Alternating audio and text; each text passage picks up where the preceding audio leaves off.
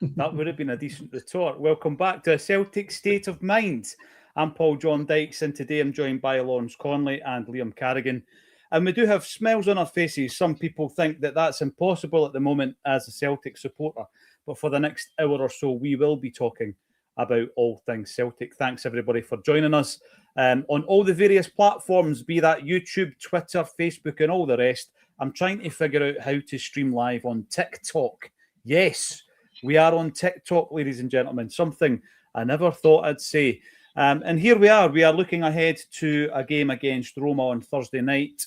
Lawrence and Liam have not had an opportunity to discuss Nancy's first game in charge against Hearts. I'm going to come to you first, Lawrence.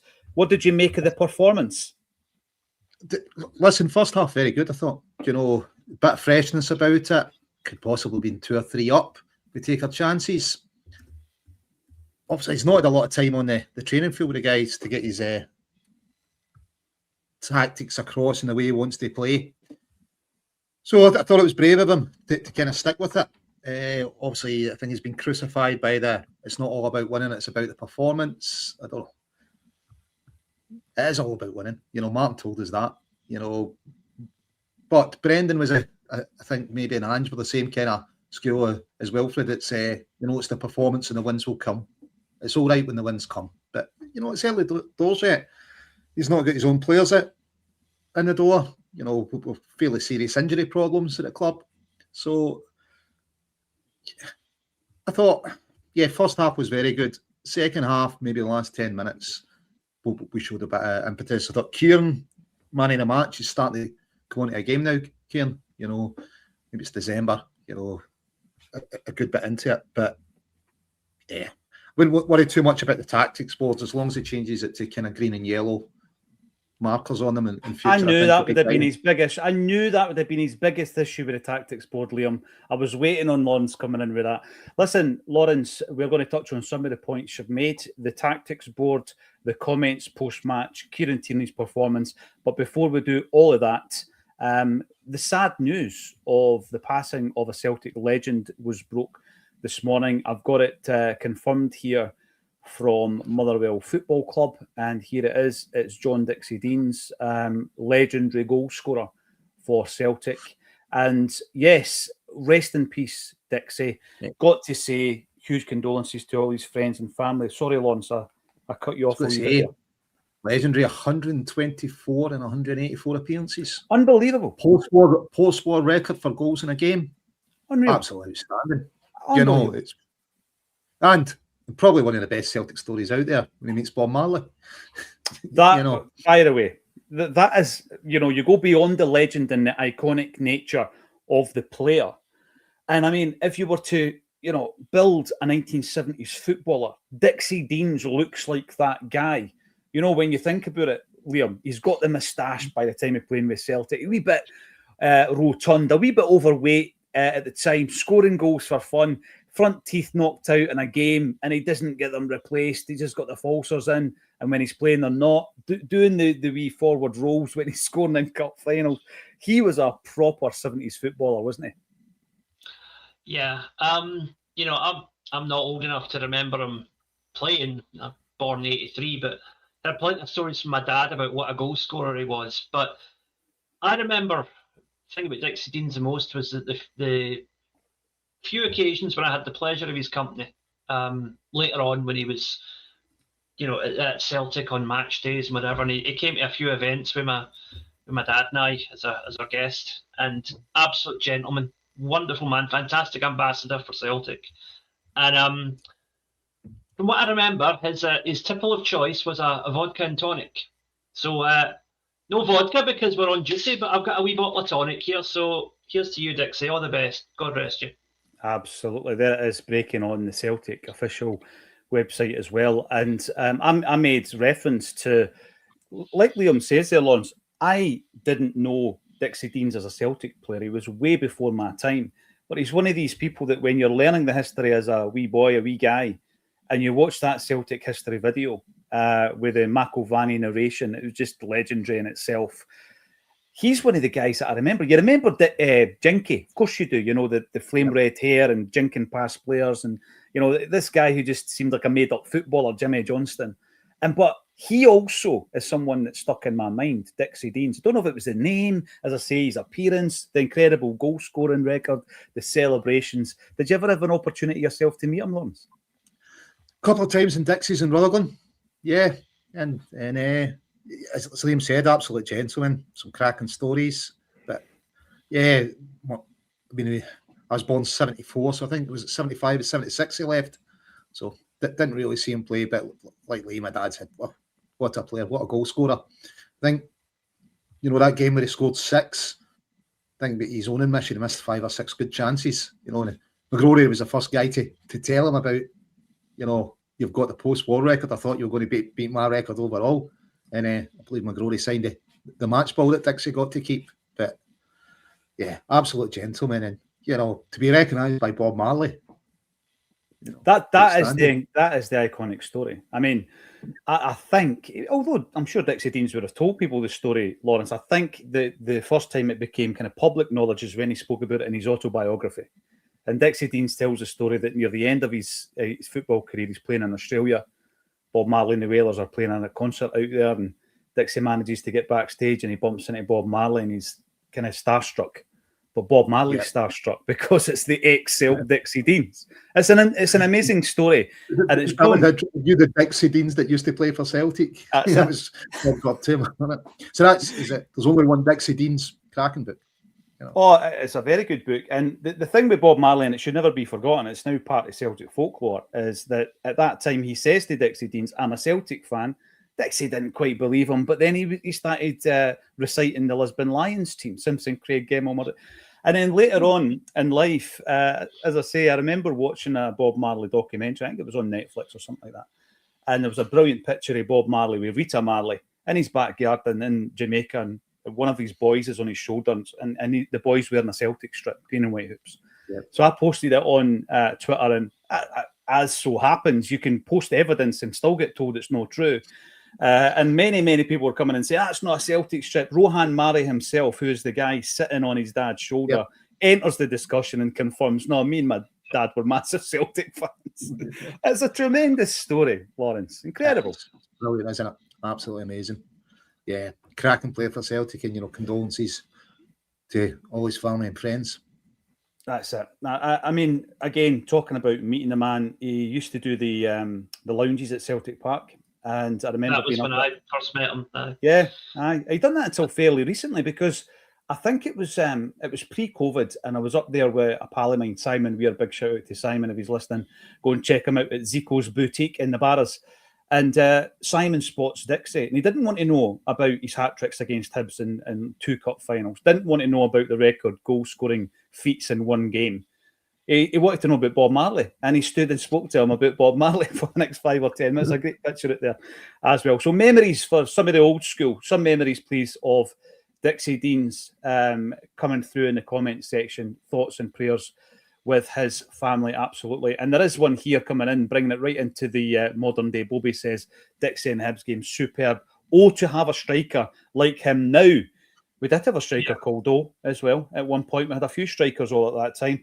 We want to talk about this, the aftermath, I think, of the game yesterday, Liam. And again, we put out the show yesterday, myself and Quinny, and you guys can testify to this. I don't send you a script. I don't send you an agenda. You guys know what the last 24 hours have entailed in the world of Celtic. I'll lead it, I'll facilitate it, but I don't tell Lawrence what to think, and I don't tell you what to think. But me and Quinny, I think, approached yesterday in a similar fashion, where it was, you know what, we're not going to go studs up on Nancy here. We are going to mention things that we don't think worked. We are going to mention the fact that he took a bold risk and it didn't pay off, but we're not going studs in. I think a lot of the mainstream, Liam, have used the tactics board, are almost ridiculing this man already. Do they not learn? This has happened in the past several times. No, I mean, what sort of an idiot would use an AI-created image of the Wilfred Nancy with the tactics board just to get attention for his blog? Oh, wait, sorry, I did that earlier today. Look, it was stupid, right? The whole thing was ridiculous. And I knew, as soon as I saw it, I thought, look, whatever he's trying to communicate, the media here are just going to have an absolute field day with it, because that's what they do. They were waiting to get ripped into Nancy in any way imaginable. Yeah. And they took the easy option in the end. But I saw enough, particularly in the first half, as we said before, I saw enough there to think when this clicks, it's going to be good. I don't know if it's quite going to be at Ange Ball level good, but I think certainly I'm still confident we're going to win this league. I think it's better to lose this week and get our heads together and refocus and get all the players, because for the second half particularly, I think there was a lot of players that still weren't fully aware of what their role was, what exactly they were supposed to do. And you saw that with some of the stray passes and players kind of banging into each other and whatever. But, you know, they've got a week now to straighten that out. We've got the Roma game, but I think, you know, I don't like to use the cliche of free hit. I would rather say it's more of a chance to tune up ahead of the cup final. If we get anything out of Roma at all, it's a bonus. But I think the priority has to be the cup final now. You know this, Liam? I think that was the case if O'Neill was in charge. I think it would have been the case if Rodgers was in charge as well. So I totally agree with that. And I think that the Roma game now has to be looked upon. And this is not me accepting European failure, but you've got to call it for what it is in the moment. And I think the Roma game has to be used as preparation for making sure that the players know exactly what's coming on Sunday in terms of shape, approach, style, etc. I'm going to pick up on one thing you said, Lawrence, in relation to the post-match comments, because yesterday we did talk about it, and I've looked at it, and I think it's very nuanced. I think what he's saying, this is my interpretation of it, Lawrence, and I might be wrong, is what he's saying is you get the performance right and the wins will happen. I don't think he was shrugging his shoulders and say it doesn't matter if we don't win. What's your take? But that's kind of the way I'd say, you know, Ange and Brendan looked at it that way. Maybe Martin was more pragmatic and he just came out and said it's all about winning. You know, flip side, I think Mowbray looked at getting the performances right and the wins will come. Look, you know, it worked greatly for Brendan and Ange, and hopefully it'll work for Wilfried. You know, his first game in, he's had 2 days in the training pitch with them. The tactics board, if it helps him get his point across better, I'm all for it. You know what I mean? I don't see an issue with it. You know, we know the Scottish press are going to hammer him on statements like that. I just hope, you know, it's not taken to heart by the support saying, like, this guy isn't really focused on winning. I think he's very much in the Ange mode of, like, this is the way to win. This is the best way I know how to win. And I'm going to go with it. Nice. Listen, brave decision by the guy. You know, Martin, you know, the football wasn't always great, but he had his winning. To come in and change it so much, you know, brave decision. So at least he's not frightened to call things. He's got good belief in what he does. If Dyson had been on form, we could have been 2 up. You know, it was. I think it was fine margins in the first half. 2-1 to Hearts. You know, Engels should really score that header. Oh yeah. Rio in the rebound. I think Rio should have hit the target in the rebound. I know it's off the bar, but he should hit the target. So very fine margins. Disappointed at the set piece. When listen, if Fossian doesn't get that, I think there's another 2 or 3 but Hearts players free in that area as well. Negrin's weak. Negrin's weak at the free kick. Yeah. We stand still, and we stand still at the first goal. You know, I think it really is unforgivable at this level for anyone to stop, put their hand up, and wait for a call for offside. And then when you look at it, the guy's miles onside. It's a terrible look. It should never happen at this level, Lawrence. Yeah, it shouldn't happen. You know, it looks like the Hearts player obviously gives Callum a nudge to win the ball as well as it come together. Obviously, VAR didn't see fit that might have been a free kick to Celtic, but you've got to play the whistle. You know. Are you talking before the corner, or are you talking in the first goal? No. I think when it comes across, it looks as if Callum's going to clear it, but then the Hearts player comes into the side. Callum ends up in the deck. You're like, oh, right. You know, would it be given in the other box? Who knows? I don't know. VAR's selective in what they review. The thing again, another argument is in terms of the corner kick that leads to the second goal. Should it even have been a corner kick? Should a foul not have been given leading up to that? Absolutely, Lawrence. But if you think about it, Liam, and talking about Lawrence's margins here, and I don't disagree with that. If we do score one of the gilt-edged chances, I think at least one of Maeda's chances and Engels' chances, and we get a draw or we win the game, what are we sitting here talking about? Are we talking about bold, brilliant, what an incredible introduction, or are we still looking at the frailties that were pretty clear to see? Look, that was the thing with... Now, I do not mean this in any way to disrespect Martin O'Neill. Okay, the man is an absolute god as far as I'm concerned, and he always will be. But getting the results he did, he came in to win games and stabilise the ship until the new manager came in. That was his role, and he did it fantastically. But particularly the last few games, he was basically putting sticking plasters over bullet wounds in that team, metaphorically speaking. There's obvious deficiencies there. And Nancy's come in and thought, right, I'm going to try my system with this team and see how it goes. And Wim Jansen lost his first 2 games. Ange lost his first 2 games. They both ended up winning the league. Now, granted, Nancy's only going to have half a season to make up the deficit, whereas they had the rest of it. They had, a full season after that. But the principle is still the same. It's about how quickly can he get his team to click. And hopefully he can get it to, if we can get to a point where we're still within 5 points of Hearts at New Year, we win the derby against who, then we could easily go on and win the league from there, I think. If we get it together by New Year, and then we strengthen the areas that clearly need strengthened in January. I think it's really important, the point you bring up there, Liam, in terms of Wim Jansen, because everybody's immediately going to Ange because it's the recency kind of thought in your mind. But Wim Jansen, the ridicule that Jansen faced and the start that he had at Celtic is far more akin to what we're looking at the moment. And I know Nancy's only had 1 game. In terms of the media, we're getting told in the comments, who cares what the media think? Yeah, absolutely think that, there's a bit of truth in that. But a lot of people do, and a lot of people are swayed by it. I'm going to bring this up from John Mack. I think it's a really good point to discuss. Who cares what the media think? The media has changed massively. It's no longer print media in terms of the distribution of the papers, falling through the floor.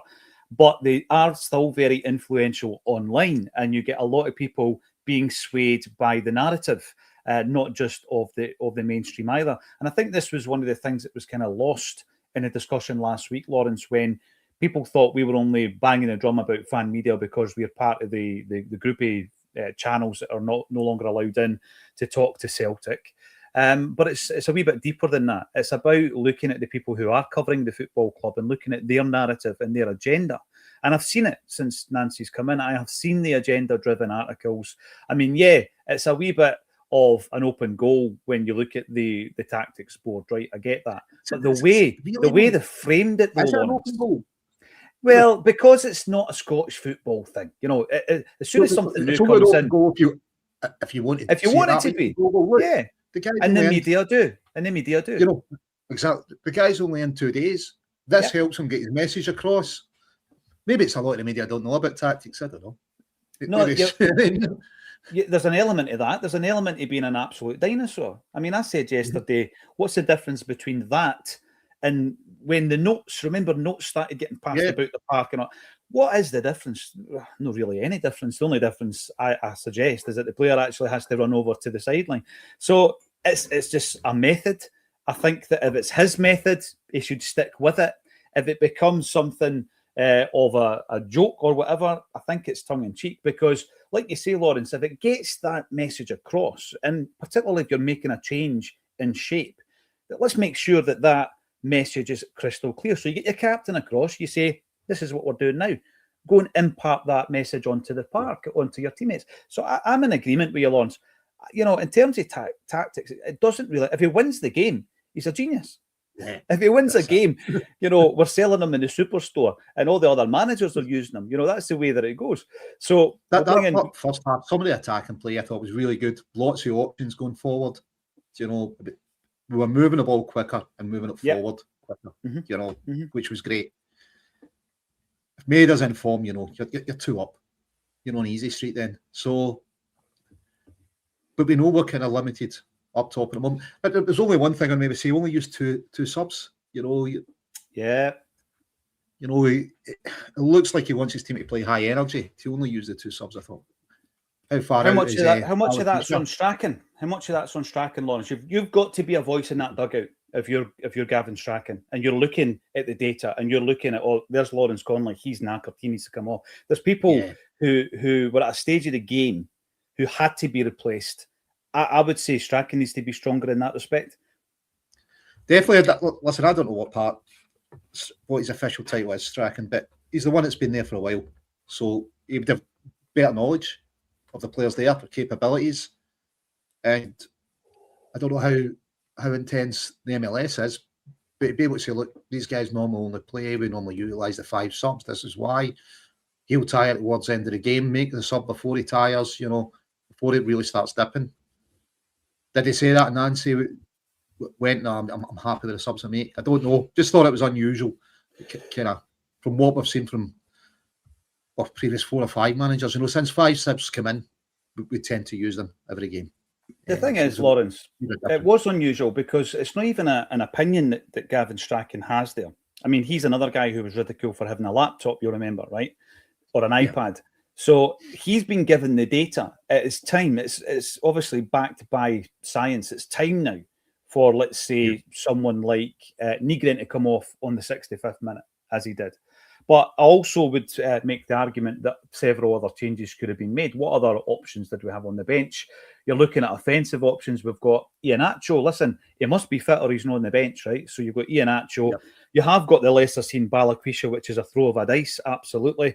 And you've got, I think, Paulo Bernardo, who has changed games in the past when he's come on as a sub, Lawrence. So I'm totally in agreement with you. But I do think that there's an onus on Strachan. If Strachan says to him, though, and he says, no, this is the way I do it, you've got to learn from that. If you're Nancy, you've got to learn from that. One thing, Liam, that Lawrence said, and I think we need to discuss it. It's been discussed before, but I'm throwing it over to you as the specialist in this field. Dyson Maeda, yes, he should have, and I know that he's carrying an injury. We're in a situation where we don't have a quality or fit enough backup to rest Maeda right now. He's playing with the headband on. His eye's still really, really swollen, but he misses a couple of chances, one gilt-edged at least, but not for the first time. You can then start looking at Kairat. You can look at Aberdeen in the cup final. You can look at it happening against Rangers. And you ask yourself the question about Dyson. I mean, you imagine all of them. You imagine him firing on all cylinders and all of them go in. Everything's different. What is happening with Dyson? Is he counting down the days to the January window, in your opinion, do you think? Consciously, no. I don't think there's ever a question of Dyson getting out there with the intention of giving anything less than 100%. He's just not that kind of character. But subconsciously, it's got to play in your mind. We saw it before with Matt O'Reilly, right? Never questioned that boy's commitment. Always gave 100%. But there were games, particularly when he was being linked with that move to Atletico Madrid in the January before he finally moved that summer. Remember, he went through about 4 or 5 games where his head just wasn't there. And he admitted it afterwards. Fault. Yeah, absolutely. Yeah. Dyson will always give you 100%, but as we saw on Sunday, it's not always going to be 100% in the right direction. It's hindsight's 2020, and I don't think Dyson's vision was anywhere near 2020 on Sunday, unfortunately. So, no, you're right. And again, my suggestion isn't the down and tools thing. I don't like using that term. I just think it is a subconscious thing. I think Matt O'Reilly's spoken about it. And I think we can look at some players, I think maybe Nicholas Kuhn falls into this category, whereby, it's more of a checking out, but it's a subconscious thing because they are thinking about... I'll give you an example. Right now. Just finished a book. I don't know about you guys, but see, when I'm reading books, it's like watching the telly. I will read a chapter and then move on to another book. And I could be reading 4 or 5 at the same time. I don't know. Is that normal? Anyway, I'm reading this book and I have been for a while. I finished it last week and I've mentioned it a few times. The Boy on the Shed, former Newcastle player whose name is Paul Ferris, not to be confused by the Glasgow businessman. So Paul Ferris of Newcastle, his career was ended early with a bad injury, and he ended up becoming a physiotherapist. It's a great story, and I would recommend it to anyone. And I need to say it was from one of the Ardoyne boys when we went over there. They gave me it as a gift, so big shout out to you. But one thing that I found really interesting, once he's the physiotherapist, right, and it links into what Liam says here, Michael Owens at Newcastle and Alan Shearer has brought Paul back in as a physiotherapist. And Michael Owen, by that time, has had bad injuries. I think they signed him for Real Madrid for an extortionate amount of money, and Newcastle end up getting injured. So he's looking at the guys on the treatment table. You've got Mark Viduka, you've got Michael Owen, and Paul Ferris, who is a really well-respected physiotherapist, says or hints at the fact that some of it was in Michael Owen's head rather than the physical aspect of it, Lawrence. And they needed him for a specific game, which if they had won, it would have saved them from relegation. And he wasn't prepared. But the way Paul speaks about it, it's not physically prepared, it's mentally prepared. Because Michael Owen says to him, look, I'm not getting a new contract in the summer. I need to think about my next move.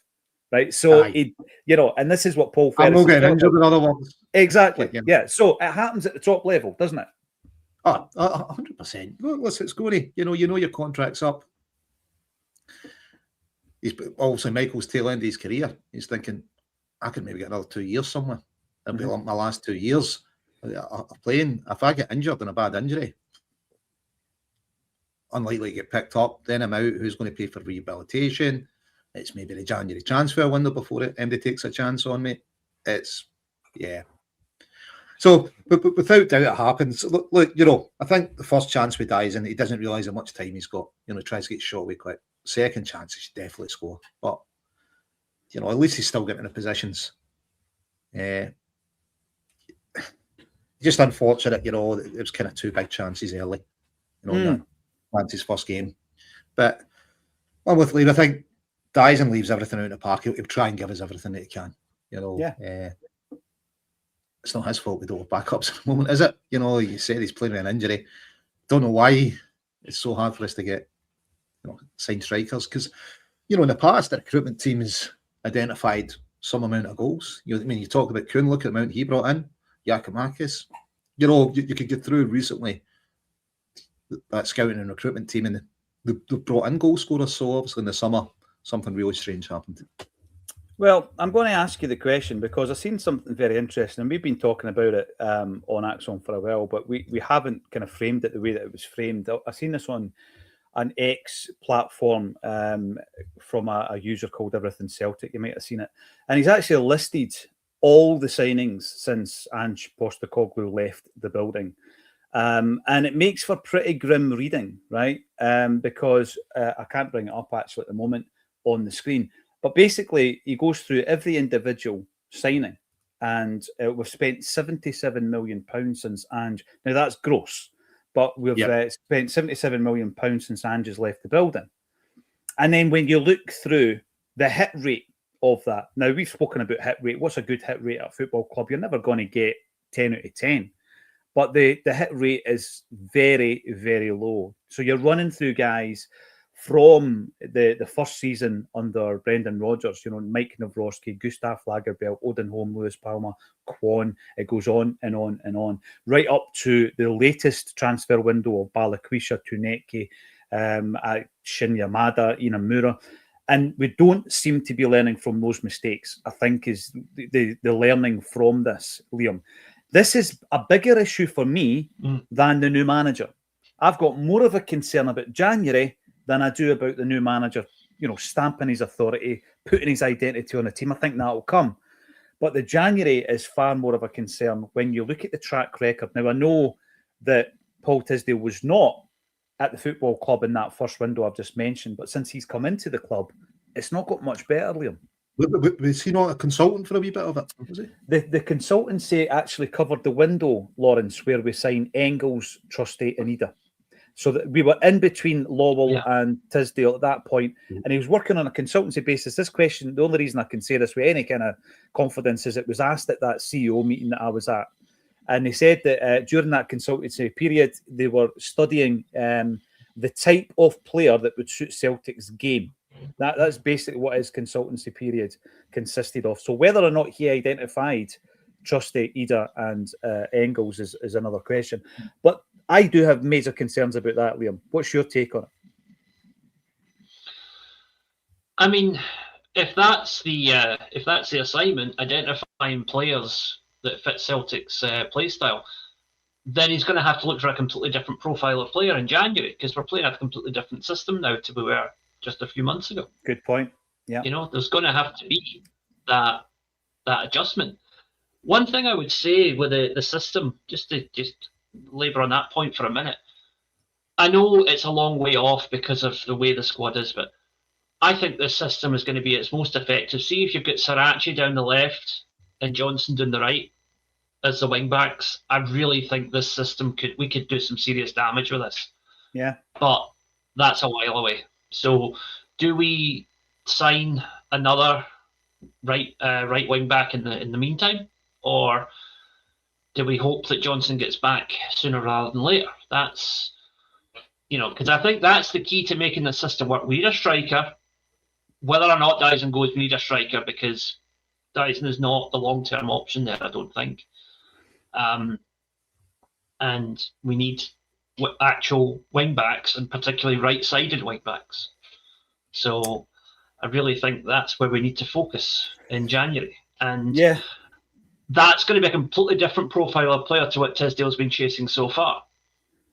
No, you're absolutely right, and it all has to fit. This is a big thing with Paul Tisdale. I do have an issue with it. I've got to say, nothing personal. I just think that if you want to be world class in everything you do, Lawrence, right, which I think is one of the things that's going to haunt Michael Nicholson forevermore. I think what you need to do is you need to be Champions League class in everything that you do. So if you're trying to recruit players, make sure you're doing it at that level. And I don't mean at the level where you're spending 50 or 60 million pounds, but you're buying a player that you think will fit into your team playing in the Champions League. If you're going to implement a data system, make sure it's the best you can possibly afford to identify a player who is capable of playing in the Champions League.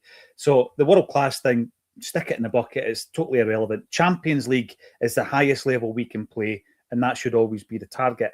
I don't think we've got that with Paul Tisdale. I don't think that in all his years as a player or as a football doctor, he has ever scouted or worked with Champions League players. He's now been given the task of identifying and recruiting a Champions League level manager, and Nancy is his man. Absolutely. This is a Paul Tisdale production. How concerned are you with that, though, Lawrence, that he has been given a level of autonomy that no one else at the football club seems to have? See what you said, football doctor. I remember kind of going to a social media selling seminar, and you've got to come up with a name yourself. It gets you instant respect, and people trust you. Call yourself a doctor or whatever you do. It's like that. Remember how it was in the Celebrity Jungle? Aye, she was in the jungle and she called herself a doctor. Remember her? What was her name again? She had a crazy pastime. Aye, but it's that kind of thing, isn't it? I'm a doctor. If that's what you need to do to get credibility, obviously the game wasn't exciting enough for him. But Lawrence, I know, again, something that's been jumped on. But when you were an official pie taster at Celtic Park, did you add the doctor to your title? No, I don't know. That's a doctor of pie tasting. I wish I had now. That could have been a plaque up on your bar wall there. No, Lawrence, official pie taster plaque up. I found the badge the other day that Celtic issued me with it. Yeah, one of the wee clip-on badges, like an ID badge. Oh, yeah, man. Like an ID badge, but it's like Lawrence Conley, Celtic pie taster. Oh, honestly, I need to see that. Lawrence, you mentioned the sleeping incident, and it doesn't look good, of course. But beyond that, let's look at his actual output. It's not been good enough yet, has it? No, I know Liam had hopes for Shin when he came over. Brendan obviously didn't. Ian Amura looked good in pre-season. Brendan said club signing. So we'll see if Nancy can make anything of those players. But, that scouting team had records of getting guys like, obviously, Kuhn, Yakimakis, O'Reilly, goal scorers of quality into the team. Has that record went down since Tisdale's come in? I would say it has. We haven't had people of that quality come in since he's come in the door. So, he's the guy in charge of the department. We know the guys below him can identify the players previous to him coming in. We know the club could sign them.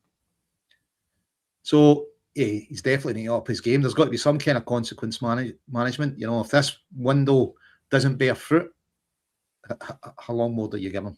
So, I think the club should be looking and going, right, what's his actual output? what's the quality we're getting off this guy?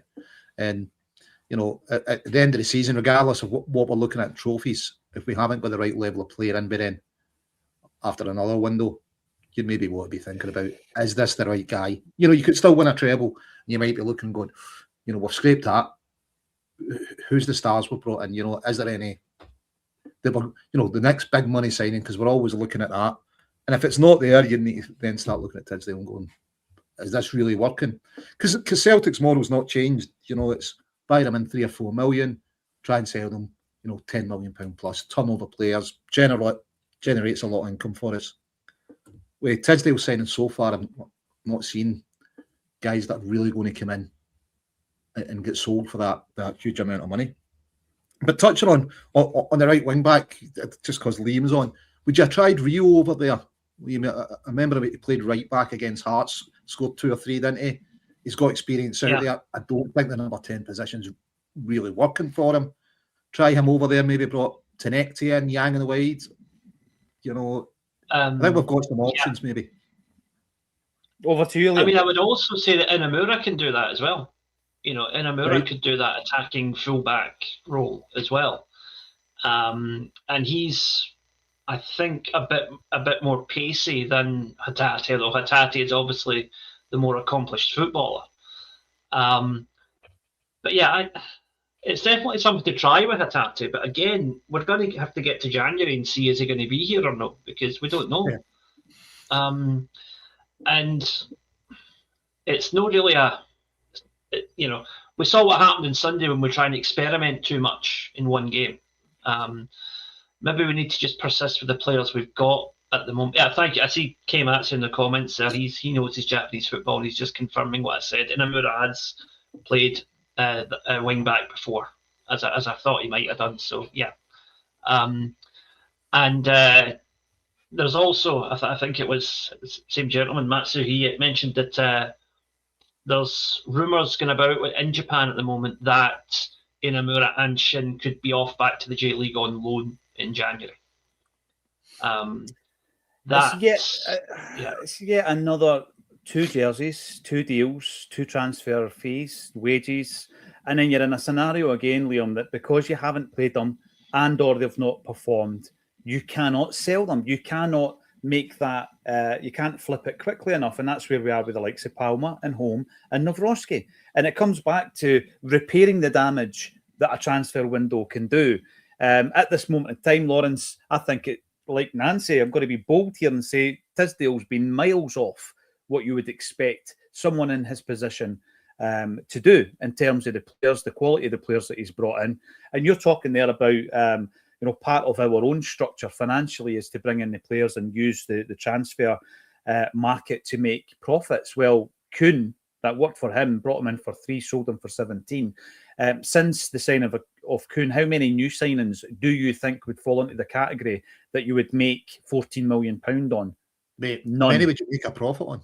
This is a point. You know, that's the worrying point. It's that, are we even going to make a profit in these guys? And if you do it for 3 windows, Lawrence, do it for 3 windows. That takes a long time to undo that. Yeah, it doesn't have. You know, you're out of the cycle. Then players look and comment to you going, well, they used to be a development club. They used to get their players big moves. You know, you're going, it is attractive for players to come to us and think, you know, that's a club. You win trophies, 60,000 fans, get players Champions League, and it gets you your big move. If you stop getting players a big move, that's one of the things that attracts them to Celtic. Mm-hmm. You know, that starts going out the window. So, you know, I think regardless if we win the treble or not, I think at the end of the season, you need to look hard at what's happened, who's brought in January, who brought in the summer. Right, let's kind of mark your work so far. You know, one is it feeds the class? Is it Champions League class, Europa League, SPL? Is it domestic class? So that's kind of where you're getting down to, isn't it? You know. You were, let me just pick up on that, Lawrence. You said that there were selling points, and you're right, to players that you're trying to attract to Celtic. And all we keep hearing, and we heard it from ex-managers not that long ago, I think it's a really pessimistic view. Oh, you know, you can't attract talent to Scotland. I think that's absolute garbage, right? So, yeah, it's more difficult to do so. Of course it is. We know our limitations in this game and in this country. But it's not impossible to do it, and you've got to sell your club to the player. And the way we do it, Lawrence, you've listed it. We do it by saying, the prestige of the fact that you're playing in front of 60,000 fans every second week, the fact that you can then play on a platform that's the Champions League that works as a stepping stone, if you like, to a bigger or richer league down the line. And we promise players that as well. And then you get your big move, and then you're playing in a bit. So there's like the three things: Champions League, moving on to a bigger league, and the fan base. Now, if you don't get the recruitment right, it can affect all three of them, Lawrence. It can affect your ability to play in the Champions League. It can affect your ability to make a profit on the player that you purchase. And it might even affect your ability, right, to fill your stadium out when you consider the amount of people who are so, I think, disillusioned would be the right word, with the people running this football club. I've seen a lot of people in the comment section. There are people who have gone week in, week out, who are saying, what else can we do? When it comes to the end of the season ticket renewals come through, what are we going to do then? So poor recruitment can affect the three big selling points that you have to attract players to this football club, Lawrence. Oh, without doubt, they'll definitely need to review at the end of the season. And it might even be the end of the January window if that really doesn't go well, because what's the point in keeping them? If you don't get your targets in, you don't get your main targets in. And Liam's touching on, I think we probably need a couple of strikers in. Right wing back, possibly cover at centre half. A right-footed ball playing centre half. So it's a lot of players to bring in January.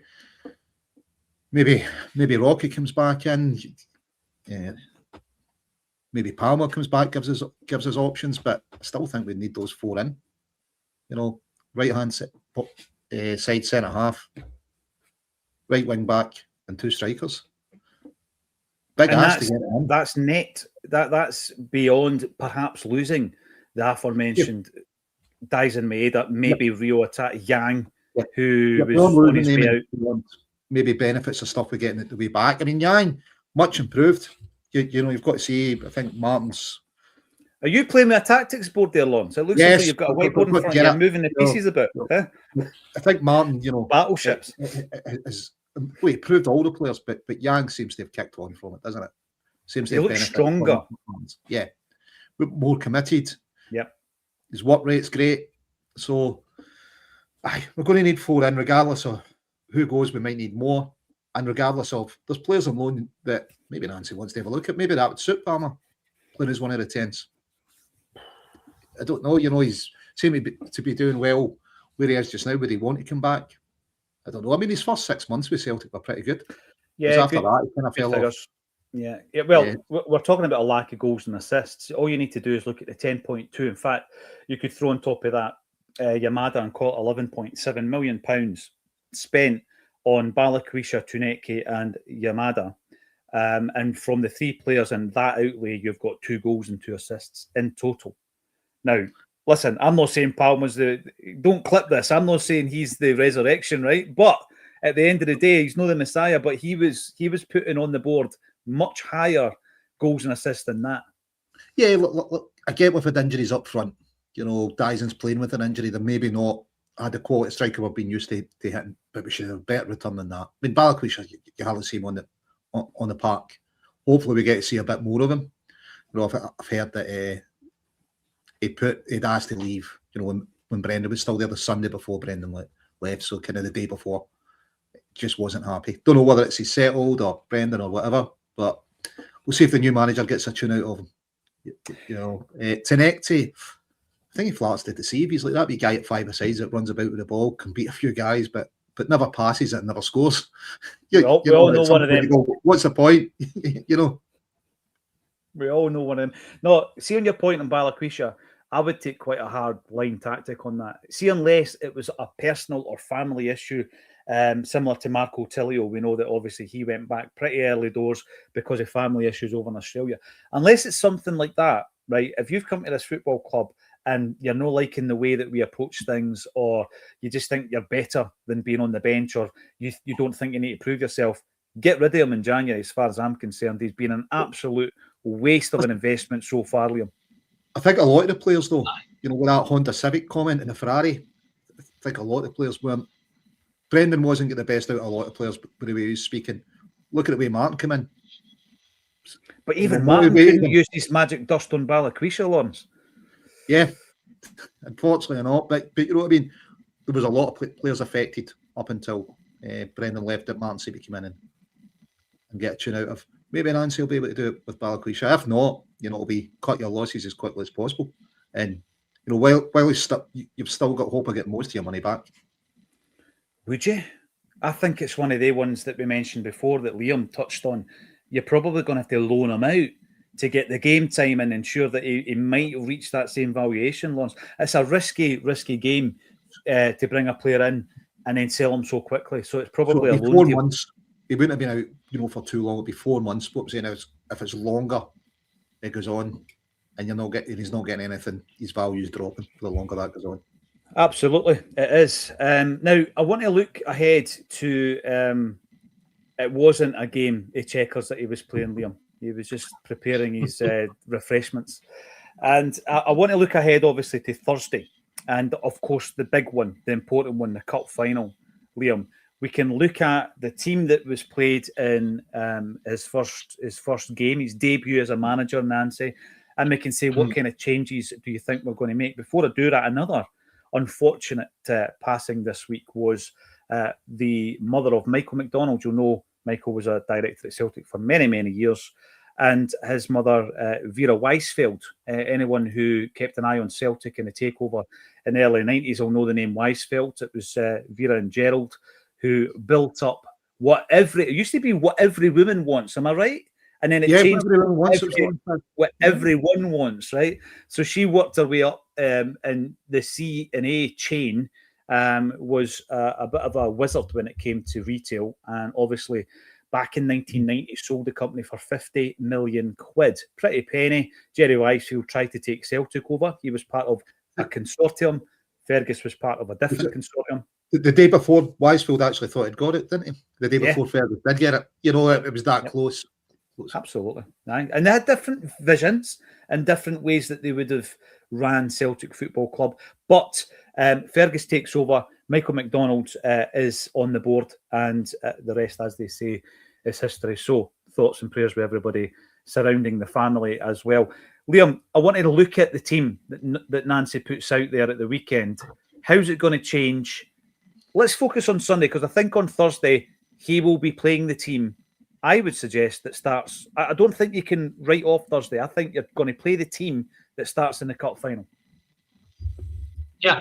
And if it works out, then you repeat that on Sunday. Aye. Yes. That's it exactly. And if players don't perform, then you make tweaks ahead of Sunday, obviously. But yeah, hope best case scenario, he has a few days with the players now, gets a better feel for who can do what, and we set up what the manager thinks is the best team possible on Thursday.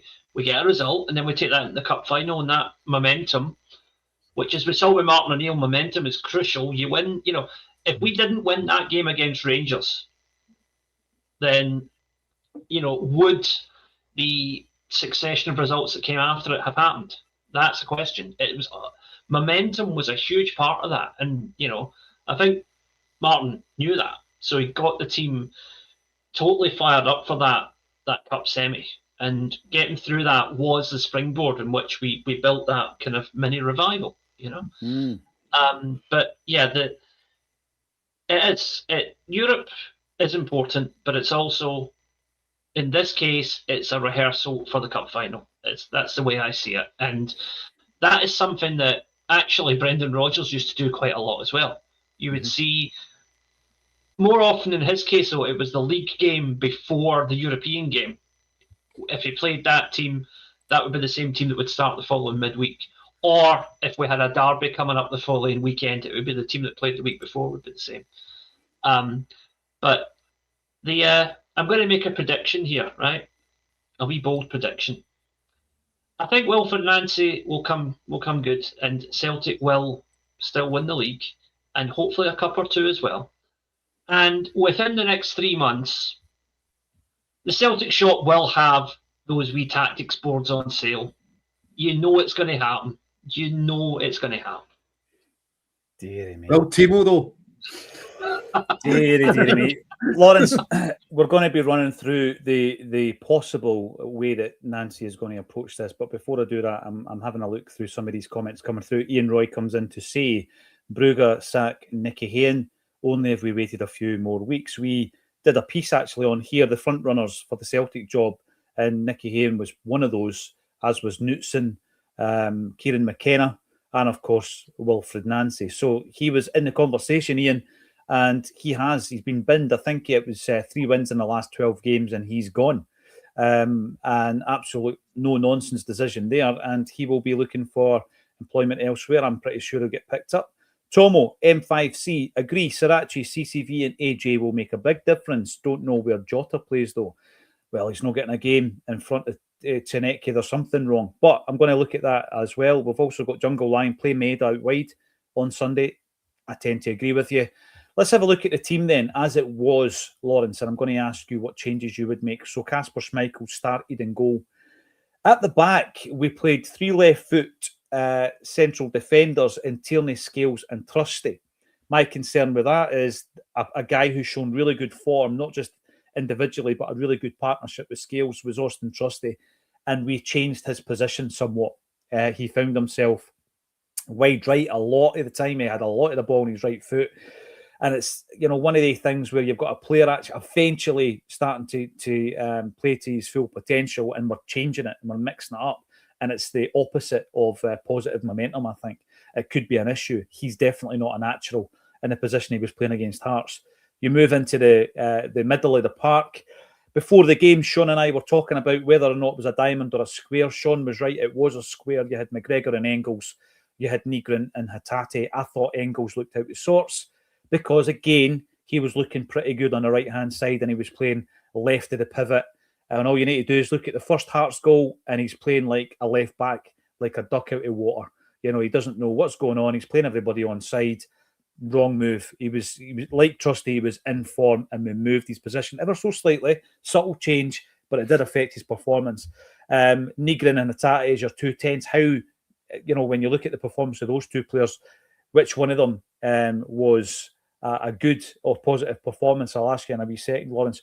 Your 2 wingers or wing backs were Yang and Tseneke. Why move Yang when he's been playing so well on the left to accommodate a player who's barely kicked a ball since he came in? And then up top was Maeda. On the bench, we had Sinisalo, got to mention him in case you want to change the goalie, Donovan, Bernardo, Kenny, McCowan, Murray, Balakrisha, Ralston and Iheanacho. Tell me, Lawrence, if the gaffer keeps his shape, and I'm sure he will, how do you line up? I'll tell you how I would line up, but I don't think he'll listen to me. He'll listen to Gavin Strachan. It doesn't even listen to Gav. I'll put Sinisalo in. I'd keep the back 3. I don't think we've got too many options at fit centre halves just now. For the double pivot, I'd play Bernardo and Engels. Top of the box, I'd play McGregor and Nygren. I'd leave Maeda up front just because we're still the strikers. Play Yang on the left and I play Hatate on the right. You'd play Hatate on the right. That's an interesting one. That's pretty bold. I'm going to come to yourself then, Liam. Give me your lineup, mate. Right. Agreed with Lawrence in terms of the back 3. I would stick with Schmeichel though, because I think you don't change the winning formation. We didn't win at the weekend. That's nonsense. Sorry. What I mean is you stick with the goalkeeper that's been playing consistently, right? Now, the wing backs is where it gets a bit weird because I would go with Maeda at left wing back because he has played a similar kind of role for Japan before where he's filled in for Mitoma in particular. Probably a bit more attacking than a wing back, but he has the tackling back that we've seen before that shows he could do wing back, right? So go with him at the left wing back. The right, I would persist with Yang, even though he was, I think he had a good game at the weekend. I think he's getting better. I would stick with Yang. And then you've got your sitting midfielders. I would go with, I think I agree with Lawrence there. I'd go Bernardo and Engels. and then have McGregor in a more advanced role with Hatate playing off him. And then, if he's fit, Iheanacho up front. I think he is, because he's sitting on the bench. Yeah. Let us know in the comment section how you would play it. Everything has been thrown up in the air because of the change of formation. So let us know what you think. I don't think you change a formation if you need to shoehorn players into positions that they are not naturally comfortable in. I think that's a bad move. Plunge comes in to say, let's bring it up. Plunge, people saying bring back our loan players is embarrassing. I've got to say, Plunge, I don't think it is. It's just a different view. That's all it is. I was talking about this with Quinny yesterday. Just because somebody's got a different view doesn't make it negative, doesn't make it embarrassing. It's just a different take on it. I think that if you've got a host of players out there on loan, and we've got a few. I mean, we've got Nawrocki, Welsh, Montgomery, Palmer, Home. We've got a lot of players out on loan. The manager at some point, probably in the pre-season to be fair, will want to have a look at them, make a decision on them. Do we put them back out on loan? Do we are they surplus to requirements? You might get a gem. There may well be a gem in there. I'm not saying there will be Plunge, but I'm pretty sure the gaffer will want to have a look at them. Mr. Whip, Engels has got off lightly. Nobody criticising his pathetic attempt of a header. He missed it, Mr. Whip. Do we need to call him pathetic? Do we need to go to these lengths? I actually thought, and it's going to go back to something Lawrence mentioned, I thought Engels was one of the players that really started to perform under Martin O'Neill. I've shared in here that there was a pep talk in the dressing room after a particularly bad performance where O'Neill's gone through him, and he took it on board.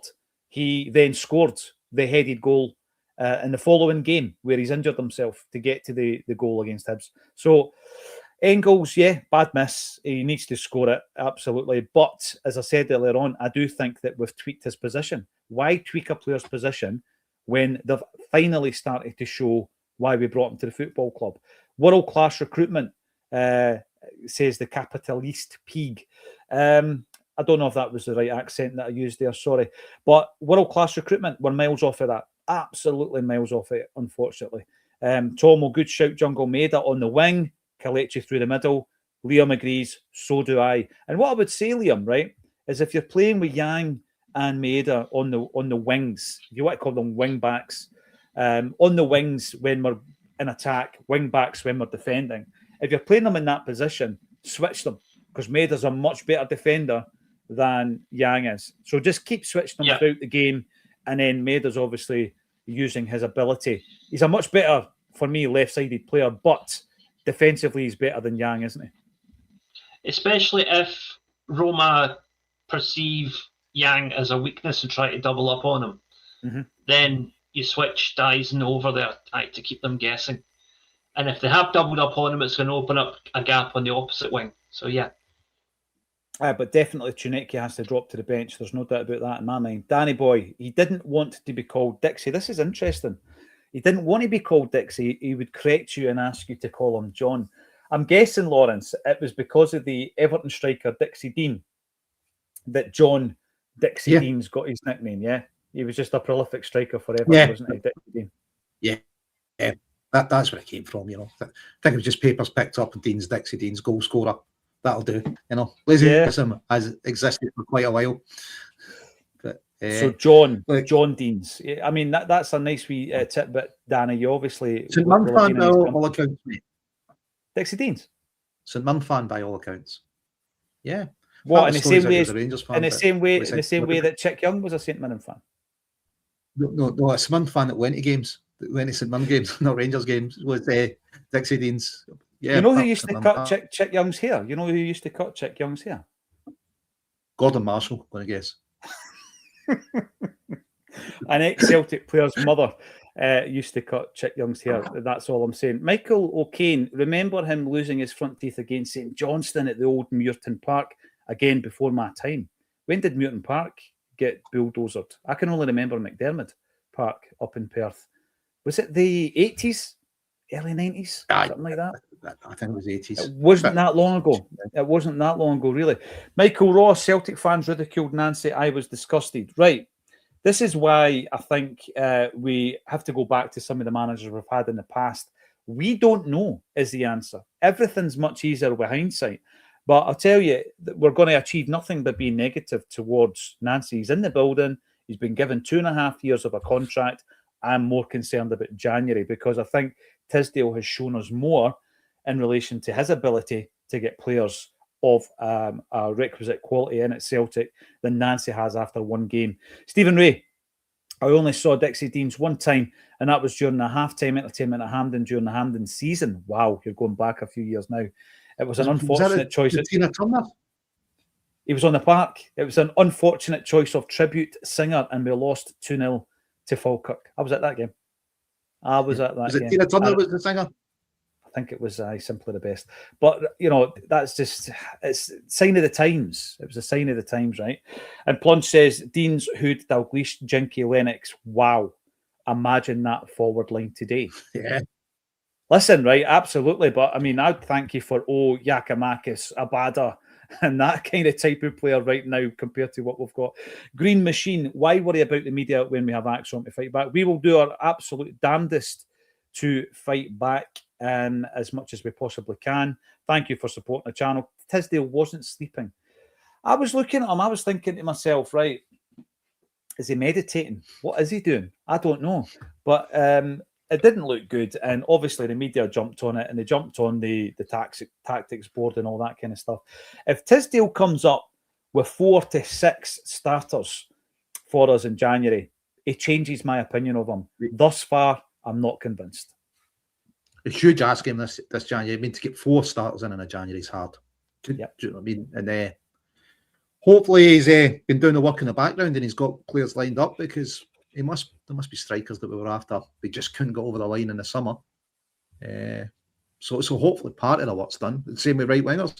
So maybe 2 of those positions we've actually got. The deals were so close we just couldn't get them over the line. Maybe 2 of the positions are almost there.